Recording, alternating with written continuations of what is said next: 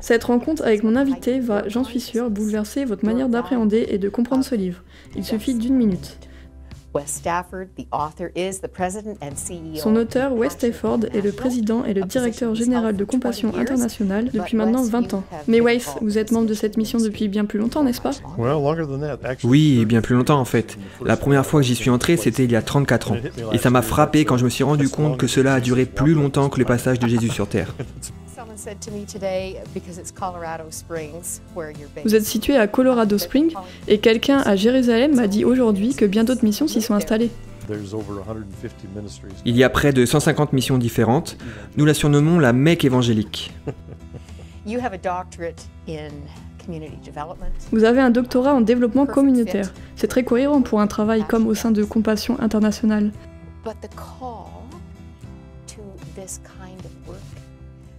Mais la vocation pour ce type de mission, aider les pauvres, venir aux aides aux enfants, vous est venue dans des circonstances tout à fait inattendues. Racontez-nous votre histoire.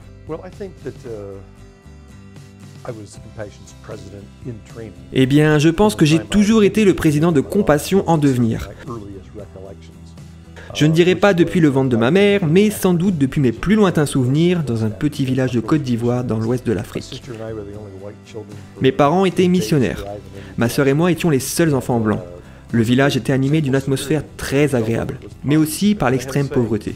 Il y avait ce dicton, pour élever un enfant, il faut tout un village. Ils suivaient ce dicton à la lettre. J'avais beau ne pas être de la même couleur, ils m'ont pris comme leur fils. Ils m'ont enseigné ce qu'ils apprenaient à leurs propres enfants.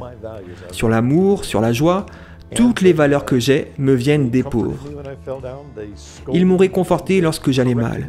Ils m'ont corrigé lorsque je faisais des caprices. Comme une vraie communauté, n'est-ce pas? Comme une vraie communauté. Mon seul problème, c'était que j'étais différent. Dans un groupe d'enfants qui faisaient des bêtises, j'étais l'un des coupables les plus repérables. Et tous les soirs, je priais, « Seigneur, s'il te plaît, aide-moi à passer inaperçu. Fais que demain, en me réveillant, je sois noir comme mes amis. Tu as fait tomber les murailles de Jéricho, donc je suis sûr que tu peux le faire. » Et tous les matins, je soulevais les draps et « Mince, bah peut-être demain. » Mais sous cette peau blanche, je suis un véritable Africain et je suis entièrement consacré à la cause des pauvres. J'ai eu cette cause à cœur parce que nous étions vulnérables et que quelques-uns de nos amis sont morts avant mes 15 ans. À cet âge-là, je suis rentré aux États-Unis et la moitié de mes amis d'enfance étaient déjà morts. Pour quelle raison? Et certains même dans mes bras. Eh bien, à cause de la pauvreté, ils sont morts de la rougeole, de la malaria, de sous-alimentation. De choses dont on ne devrait même pas mourir à notre époque. L'hôpital le plus proche était à 1 journée de voyage. Nous étions vulnérables. Et je ne sais pas combien de nuits j'ai passé, enfant, à m'endormir en pleurant mes amis. Et lorsque je suis arrivé aux États-Unis et que j'ai vu la quantité de nourriture et de médicaments, je me suis dit, c'est décidé. Je serai un lien entre les personnes de mon village et les merveilleuses personnes auxquelles Dieu a mis à cœur d'aider les autres, mais qui ignorent tout simplement comment le faire, ni à qui s'adresser. À présent, je suis membre de Compassion Internationale qui agit comme un pont entre ces deux mondes. Près d'1 million d'enfants ont un lien avec des sponsors américains, canadiens ou européens. Je travaille en plein cœur de ma vocation. Je comprends. Il me semble que vous avez communiqué le nombre d'enfants venant de villages très pauvres qui ont atterri dans des universités grâce au programme de Compassion Internationale. Oui, près de 200 000 personnes ont rejoint notre programme de leadership et nombre d'entre eux sont entrés à l'université. C'est un vrai défi, vous savez. En Haïti, sur 100 000 enfants qui vont à l'école, un seul finit par aller à l'université. C'est une pyramide sans fin.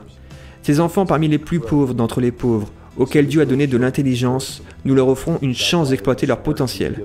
Car vous pouvez être né pauvre, mais la pauvreté ne fait pas partie de vous. Il faut donc grimper aussi haut qu'on le peut, mais toujours être reconnaissant et tendre la main à ceux qui sont en dessous pour qu'ils participent à votre ascension.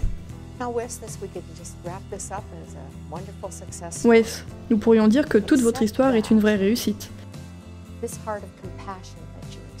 Néanmoins, ce cœur compatissant que vous avez, toujours enclin à aider les autres, aurait pu être brisé à cause de ce que vous avez vécu pendant votre enfance, pendant vos années d'internat, lorsque vos parents étaient en mission. Dans mon enfance, 2 choses m'ont brisé le cœur. La première, c'est d'avoir perdu mes amis à cause de la pauvreté. La deuxième, ce sont les violences que j'ai subies. À cette époque, les missionnaires devaient envoyer tous les enfants de missionnaires âgés de plus de 6 ans en Afrique de l'Ouest. Donc, dans un autre pays. Nous étions tous en internat, loin de nos proches pendant 9 mois, et cela chaque année. Se retrouver loin de ses parents est assez difficile. On se sent très seul. Vous avez commencé l'internat à 9 ans, c'est ça? Non, à 6 ans. Dès l'entrée au CP, c'était assez dur de me trouver loin de mes parents. Mais le plus horrible, c'était le fait que ceux qui s'occupaient de nous, ces adultes, n'avaient aucune envie de le faire. Ils n'étaient pas venus en Afrique pour ça. Ils n'arrivaient pas à s'intégrer au niveau linguistique ou culturel, ni dans aucun autre domaine. Et au lieu d'être renvoyés, on les mettait au placard en leur donnant le travail le moins important, s'occuper des enfants. J'ai appris, dans mon enfance, que penser que les enfants ne sont pas importants peut avoir de terribles conséquences. Ces adultes atterrissaient donc là, frustrés de leur travail, incapables de travailler avec des enfants, n'ayant aucune vocation pour le faire, et ils en étaient furieux et ont évacué leur fureur sur près de 50 enfants. Cette école était très dure, et lorsque nous y repensons, nous l'appelons Auschwitz. Les sévices se faisaient sur tous les plans. Spirituel par exemple, leur Dieu me terrifiait. Je me voyais comme un pécheur entre les mains de ce Dieu toujours en colère parce qu'il me battait sans arrêt. Ils nous atteignaient émotionnellement. Nous avions très peur d'eux. Je n'osais jamais les regarder dans les yeux car rien de bon ne pouvait jamais ressortir d'un échange avec eux. Ils nous maltraitaient physiquement. Nous étions régulièrement battus. Toutes les raisons étaient valables pour nous donner une correction. S'il y avait un pli sur le couvre-lit, parce qu'à 6 ans, on ne peut pas atteindre le mur pour faire parfaitement son lit, c'était une raison suffisante pour nous punir. Il y avait des inspections tous les jours. Au déjeuner, on nous lisait les listes de nos mauvaises actions, comme au jour du jugement.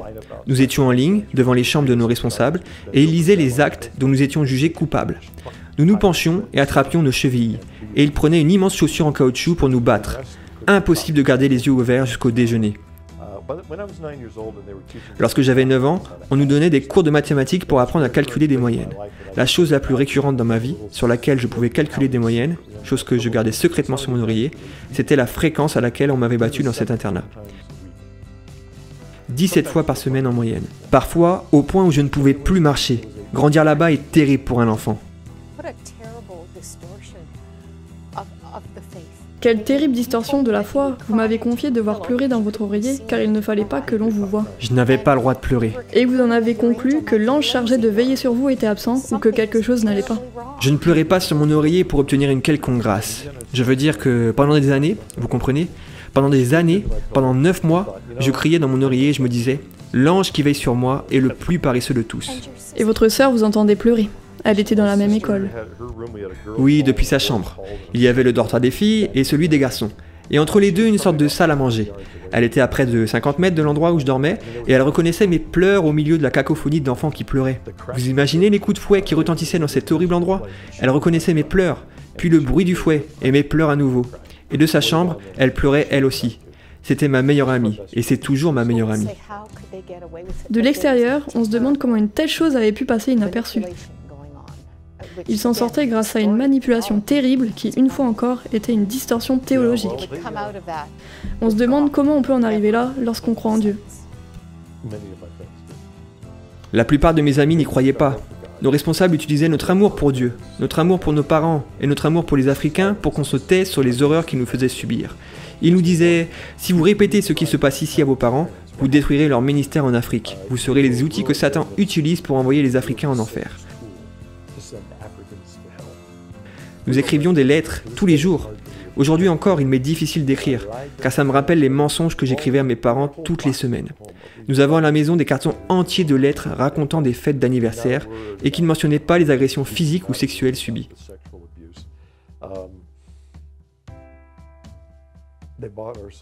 Ils ont acheté notre silence avec l'amour que nous portions à nos parents. Pendant les 3 mois que je passais à la maison, je reprenais vie grâce à mon village. Mais je ne disais rien, personne ne disait jamais rien. 50 enfants. Rendez-vous compte? Les experts du développement des enfants trouvent cela incroyable. Et de nombreuses études démontrent aujourd'hui la capacité qu'ont les enfants d'absorber la douleur qu'ils ressentent pour protéger ceux qu'ils aiment. C'est ce que nous avons fait. Nous étions muets comme des brebis. Et enfin, est arrivé le moment où vous ne pouviez plus vous taire. Que s'est-il passé? J'ai été le premier à rompre le silence. Parmi les nombreuses choses qui nous interdisaient d'avoir, il y avait les photos de nos parents. Les premiers mois, lorsque je fermais les yeux, je voyais mes parents. Et je sanglotais aussi silencieusement que possible, jusqu'à ce que je m'endorme. Mais au bout du 9e mois, je n'arrivais même plus à me souvenir de leur visage. Et ma plus grande peur était de briser le cœur de ma mère. Si je ne savais plus, en rentrant, quelle femme du village était ma mère. Pendant 1 an, aux États-Unis, ma sœur et moi n'avons rien dit à ce sujet. Mais le jour de notre retour en Afrique, nous étions près de 20 enfants de missionnaires. Nous devions y retourner par avion. Nos parents, eux, devaient nous rejoindre par bateau. À l'aéroport de New York, au moment de leur dire au revoir pour prendre l'avion, j'ai pris le visage de ma mère entre mes mains. J'avais 9 ans. Je l'ai regardée attentivement. J'étais en train de mémoriser les traits de son visage. Elle a fini par me demander « Que fais-tu, Wes ?» Et je lui ai dit « Maman, je veux pouvoir me rappeler de ton visage. » Elle a fondu en larmes, comme n'importe quelle mère, je suppose. J'ai pleuré moi aussi, mais j'ai saisi cette occasion pour lancer un SOS. En moins de 30 secondes, je lui ai dit « Je t'en supplie, ne me renvoie pas là-bas, je t'en supplie. Ils me détestent, ils me battent, je t'en supplie par pitié, mais ne m'y renvoie pas. » J'ai vu une expression d'horreur sur son visage. Elle n'en savait rien. Elle disait à tout le monde que tous les enfants étaient heureux dans cette école. Elle était horrifiée, mais j'étais enregistré sur ce vol, et je n'avais plus le temps d'ajouter quoi que ce soit. Mes amis qui m'avaient entendu et qui connaissent l'école n'ont plus voulu s'asseoir à côté de moi. J'étais un homme mort qui voyageait de Paris vers l'Afrique. Maman et papa venaient en bateau, et après leurs 30 jours de voyage, sans aucune information, que les appels au secours de leur fils, ma mère a fait une dépression nerveuse. En arrivant en Afrique, ils ont fait demi-tour immédiatement. La rumeur s'est répandue comme une traînée de poudre. Vous avez entendu ce qui est arrivé aux enfants? Personne n'en avait entendu parler. Et lorsque la rumeur est parvenue à l'internat, quelques jours plus tard, le personnel est entré dans une colère monstrueuse. Et cet homme, qui m'avait battu et blessé pendant toutes ces années, s'est vengé de moi de manière plutôt sordide et inventive.